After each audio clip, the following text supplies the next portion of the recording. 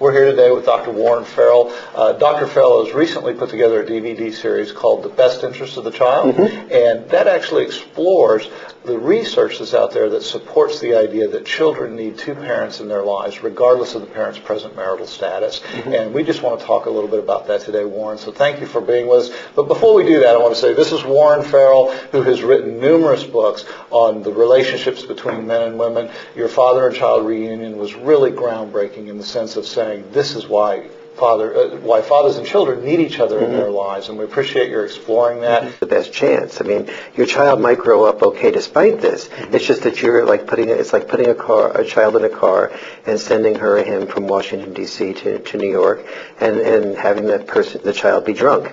Now, there's a good chance that child will get there safely. Just you're increasing the chances that the child will not get there safely.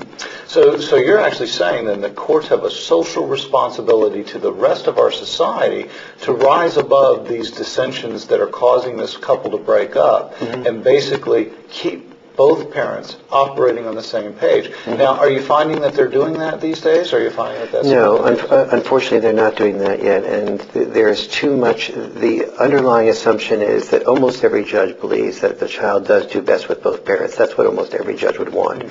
But if a mom comes in there and says, my husband this, my husband that, then the judge listens very carefully to the mom, and most judges harbor, in the case of conflict, err on the side of the mom unless the mom is particularly bad and proven to be bad.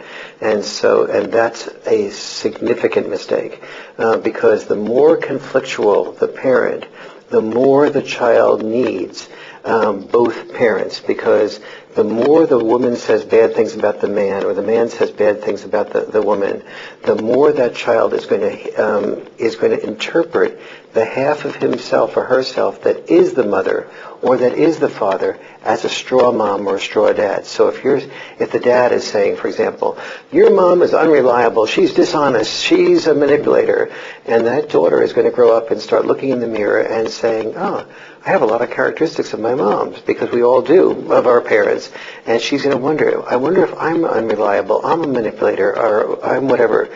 Whereas if she lives half the time with the mom, she'll begin to know her mom and therefore know herself in a way that gives herself much more security about, here's the way I differentiate from my mom, here's why my mom is being manipulative, here's why my dad is being dishonest, here's why my dad didn't show up for that visitation, here's what his side of it was.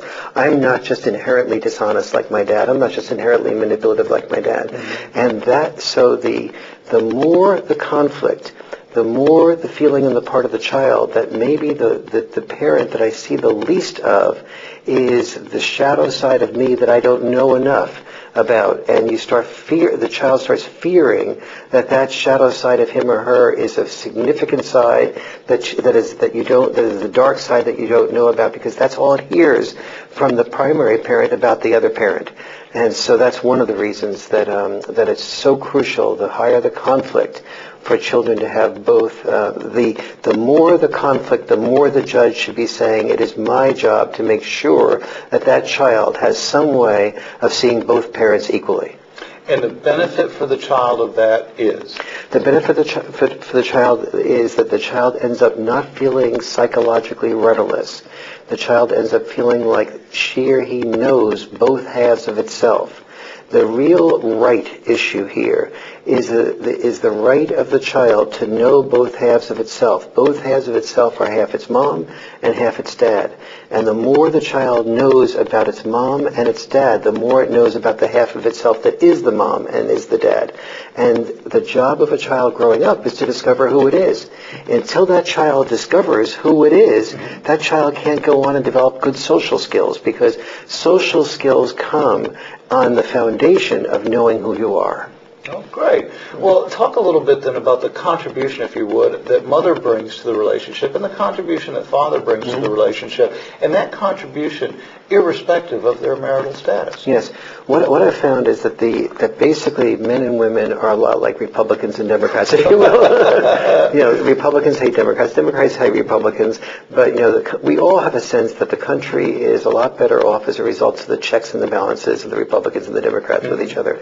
The same is true with mom and dad. Mom and dad in divorce times may be saying, the mom is this way, the dad is this way. But the truth is that oftentimes the mom, let's say she's being very protective of the children. That's most typical.